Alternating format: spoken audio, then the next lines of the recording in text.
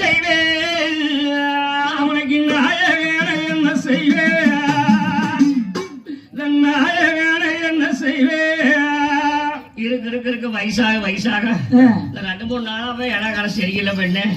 செத்தவ எல்லாம் கனவுல வராங்க அப்படி எல்லாம் இடத்துக்கு வராங்க அன்னைக்கே போயிட்டாங்க இங்க இடத்துக்கு வராங்க இந்த தேர்தல் அடிபட்டாங்க இல்லைங்க அபிமாருக்கு பங்காளிங்க அவங்க எல்லாம் வந்து